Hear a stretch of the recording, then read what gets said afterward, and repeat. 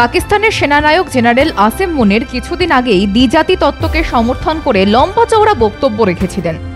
তার কিছুদিনের মধ্যে কাশ্মীরের নাম জিজ্ঞেস করে গুলি করা হয়েছে ২৬ জন হিন্দুকে।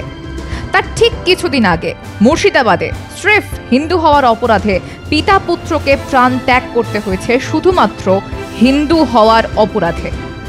১৯৪৬ সালে পাকিস্তান তৈরির ডাক দিয়ে যে হিন্দু নিধন যজ্ঞ শুরু হয়েছিল তা কি থেমেছে ৭৮ বছর পরেও? উত্তর হচ্ছে না। ১৯৪৬ সালের ১৬ই আগস্ট, তখনও দেশ ভাগ হয়নি, স্বাধীনতার তোড়জোড় চলছে, অথচ মুসলিম লীগ আলাদা পাকিস্তানের দাবিতে অনড়। অবিভক্ত বাংলায় তৈরি হয় সোহরাওয়ার্দীর সরকার। কলকাতার শহীদ মিনারে অ্যাকশন ডের ডাক দেন জিন্না। নামাজের পর থেকেই কলকাতার সব জায়গা থেকে মুসলমানদের মিছিল জড়ো হতে শুরু করে। শুরু হয় হিন্দু নিধন যজ্ঞ। কিন্তু সেদিন এক হিন্দু বীর গোপাল মুখোপাধ্যায় ওরফে গোপাল পাঁঠা রুখে দাঁড়িয়েছিলেন, যার বউবাজারের অদূরে ছিল পাঁঠার মাংসের দোকান। আজ হিন্দুরা সেই গোপালের অভাব বোধ করছে। প্রতিরোধ ছাড়া দুষ্টের দমন করা যায় না, বলছেন গোপাল মুখোপাধ্যায়ের নাতি শান্তনু মুখোপাধ্যায়। ১৯৪৬ থেকে এটা কত বছর হলো? আজ ২০২৫, প্রায় ৭৮-২০২৫। ওনারা যে কর্মকাণ্ডটা তখন করেছিলেন, যে প্রতিরোধটা গড়ে তুলেছিলেন, তার ফলস্বরূপ হচ্ছে আজকের পশ্চিমবাংলা বলুন বা ভারতবর্ষ, যেখানে আমরা হেঁটে চলে বেড়াচ্ছি, ঘুরে বেড়াচ্ছি। তো কর্মকাণ্ডটা এইরকমই ছিল। আজকের রাজনৈতিক বলুন অরাজনৈতিক বলুন, সমস্ত মানুষই আজকে এই মানুষটার অভাব কতটা, সেটা বিভিন্ন সোশ্যাল মিডিয়া বলুন বা বিভিন্ন সংবাদপত্র বলুন, সমস্ত জায়গাতেই আজকে সেই জিনিসটা আমরা দেখতে পাচ্ছি।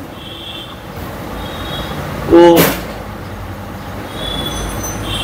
সেই দিক থেকে যদি বিচার করেন আপনি, যে ওনার এই অভাব তো আছেই, অভাব তো আমরাও যেমন অনুভব করছি, আপনারাও অনুভব করছেন, সারা রাজ্যবাসী দেশবাসী অনুভব করছি। যেভাবে যে হারে এই চারিদিকে এই রকম ধরনের নৃশংসতা হচ্ছে, এই নৃশংসতার রাস্তা একটাই।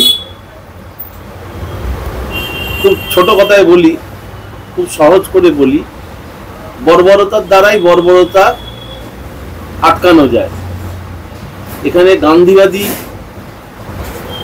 হয়ে কেউ যদি তোমাকে এক গালে চড় মারতে আসে, তুমি আর এক গাল বাড়িয়ে দেবে, সেই নীতি অনুসরণ করে আজকের দিনে চলাফেরাটা একটু মানে যে রাজনৈতিক বলুন বা সামাজিক বলুন বা সমস্ত দিক থেকে যে পরিস্থিতিতে আমরা দাঁড়িয়ে রয়েছি, সেই পরিস্থিতিতে ওই নীতি মেনে চলা খুব ভয়ঙ্কর হয়ে যাবে, এবং আমাদের তো হবেই এবং আগামী প্রজন্মের কাছেও হবে। গোপাল মুখোপাধ্যায় এই নামের সঙ্গে স্বাধীনতার আন্দোলনের ইতিহাস ওতপ্রোতভাবে জড়িয়ে আছে। তার কাকা অনুকূলচন্দ্র মুখোপাধ্যায় ছিলেন বিপ্লবী। রডা অস্ত্র লুণ্ঠন কাণ্ডে জড়িত ছিলেন তাঁরা। তাই ছোটবেলা থেকেই বিপ্লবী মানসিকতার হয়ে ওঠেন গোপাল। মলঙ্গালেনের এই অঞ্চলে এখানে আগে গুপ্ত সমিতি মানে পরিচালনা হতো। যেমন গুপ্ত সমিতি বলতে যেখানে কুস্তি, লাঠি খেলা, তলোয়াল চালানো, তারপরে বিভিন্ন রকম মুগুর ভাঁজার দিয়ে মানে দেহ সৌষ্ঠ হবে, এই সমস্ত। কারণ আগেকার দিনে এইটাই হচ্ছে ব্যাপার, নিজের শক্তি তৈরি করো, ওই শক্তির মাধ্যমে। তখনকার দিনে তো আগ্নেয়াস্ত্র ছিল না, লড়াই করতে হতো, হাতে হ্যান্ড টু হ্যান্ড কমব্যাট লড়াই করতে হতো, ছুরি চালানো হতো, তলোয়াল চালানো হতো, লাঠি খেলা জানতে হতো। এই সমস্ত চর্চা তখন এই সমস্ত আখড়ায় হতো। এবং এই আখড়াতে তখনকার, আমি কোন বিপ্লবীর নাম বলবো যে কে আসেনি, বিখ্যাত লাঠিয়াল বিপ্লবী পুলিন বিহারী দাস, ঋষি অরবিন্দ ঘোষ, বারিন ঘোষ। আমাদের এই বাড়িতে একটা সময় বুড়িবালামের যে লড়াই হয়েছিল, বাঘা যতীন, এম এন রায়, চিত্তপ্রিয়, প্রত্যেকটি মানুষই আমাদের এই বাড়িতে এসেছেন। আমাদের এই অঞ্চলে তাদের একটা সময় আনাগোনা ছিল। বিনয় বাদল দীনেশ, মাস্টারদা সূর্য সেন, অনন্ত সিং, লোকনাথ বল, সকলেই এখানে আসা যাওয়া করেছেন। গণেশ ঘোষ, এইরকম সমস্ত বিপ্লবীদের আনাগোনা ছিল মানে আমাদের এই অঞ্চলে বলুন বা আমাদের এই বাড়িতে। এবং তারই সুবাদে এই সমস্ত মানুষগুলোর সান্নিধ্য পাওয়া বা এই সমস্ত মানুষগুলোর আশীর্বাদ পাওয়ার যোগ্যতা অর্জন করেছিল গোপাল মুখার্জি। তো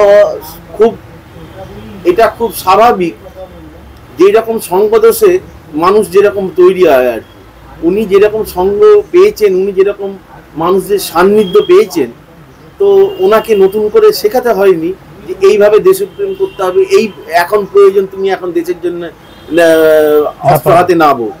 অটোমেটিক্যালি এই ব্যাপারটা নিজের মনের মধ্যে তৈরি হয়েছে এবং তার ফলস্বরূপ হচ্ছে আমাদের 46-এর দাঙ্গার এই প্রতিরোধ, যেই প্রতিরোধে আজকে পশ্চিমবাংলা বলুন ভারতবর্ষ ম্যাপ অন্যরকম রয়ে গেছে এখনো পর্যন্ত, যার অপরিবর্তনীয় রয়ে গেছে। গোপাল মুখোপাধ্যায়ের ইতিহাস ভুলিয়ে দেওয়ার চেষ্টা হয়েছে। এর নেপথ্যেও রয়েছে ডান বাম উভয় পক্ষের নেতাদের চক্রান্ত। যে গোপাল মুখোপাধ্যায়ের শরণাপন্ন হয়েছিলেন স্বয়ং গান্ধী, সেই নেই পাঠ্য বইয়ে। তিনি রয়ে গিয়েছেন আড়ালেই। এমনকি আজ যখন হিন্দুরা বিনা অপরাধে কাশ্মীর থেকে পশ্চিমবঙ্গে আক্রান্ত হচ্ছে, অনেকেই একজন গোপাল মুখোপাধ্যায়ের অভাব রয়েছে বলে মনে করছেন। সেই গোপাল মুখোপাধ্যায় ওরফে গোপাল পাঁঠার সম্পর্কে আরও বিস্তারিত জানতে ভিজিট করতে পারেন www.madhyam.com-এ। লিংক ডেসক্রিপশনে দেওয়া রইল। ব্যুরো রিপোর্ট, মাধ্যম।